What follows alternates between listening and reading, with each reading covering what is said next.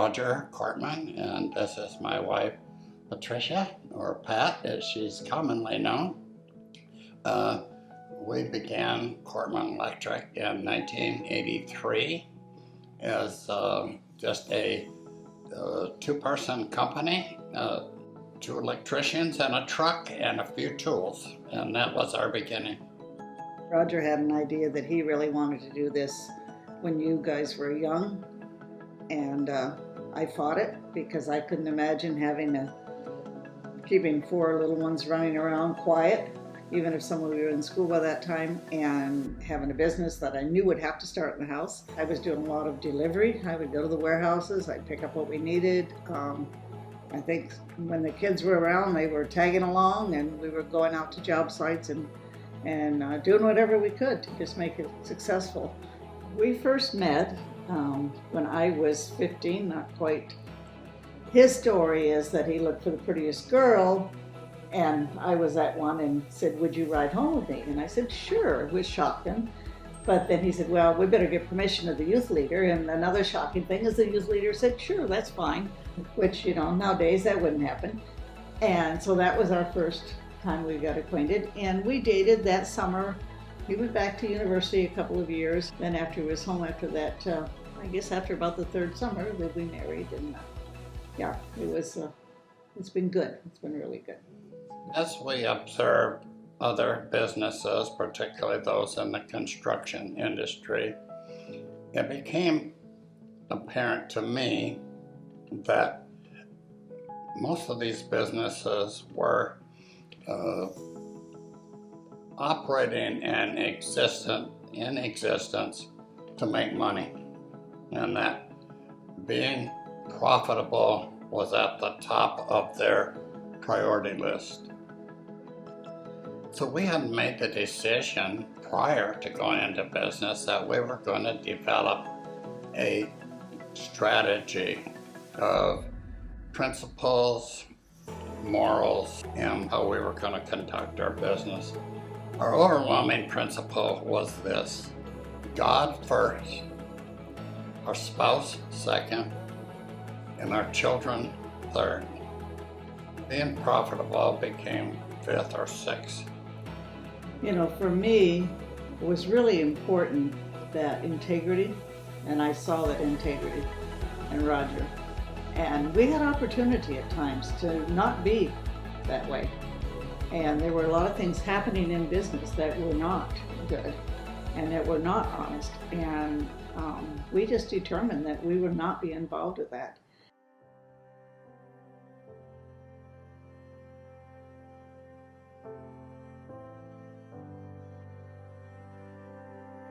Pat came into my office one day and she said, "When you have time, I'd like you to turn off the phones and we need to talk." And so when that hour or so came, I said, "Okay, that was a good time." Pat came in, sat on the floor, and said, "I'm so nervous I can just feel every heartbeat." And I don't even want to tell you what I was thinking, but I didn't think any of it was going to be good. And she said, "We have an opportunity to go on a mission trip with a guy named Josh McDowell." And I filled out the application, I've saved the money, and wondering what your interest would be. And I said, "And where would we be going?" And she said, "Russia." Well, to make a long story short, we went to Russia, came home, and that was the beginning of a lot of mission trips, now totaling over 100 trips. We came home from one of those trips after being gone a month, and one of the boys picked us up at the airport and said, "You're not going home. Dad, you're coming with us to a meeting." So we went. After a short period of time, they said, "Well, we've made a few changes and we need to share those with you." And they said, "Our first change is that you are no longer the CEO of Kortman Electric. Ken is the new CEO. He said the other thing that we have decided to do is that we are out of office space and we're going to build an office. They unrolled the plans and showed me the office, and I thought it was just incredible. This was going to designated assignments for each office. And I said, everything's fine except for one thing. I don't see my office. And they said, that's because you don't work here anymore. You're retired. You're going to go chase your passion. And Kortman Electric is no longer your passion.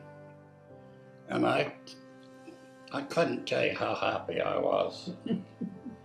I was so overjoyed. I couldn't wait to tell Pat, guess what, I've been fired. Don't work here anymore.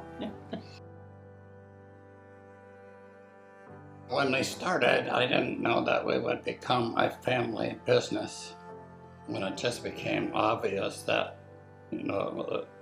our children are going to take over the business, there was a couple of times I went into general contractors' offices, and after doing the business, whatever, we started talking, and 2 occasions, these men who were older than I and men that I respected just began to weep, and the tears would flow down their cheeks, and they would say, I would give anything to be able to turn this business over to my son.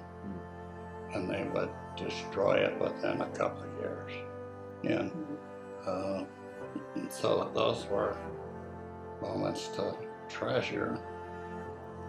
I knew they weren't going to destroy it. I didn't know how successful they would be, because they became far more successful than we were prior to them taking the business.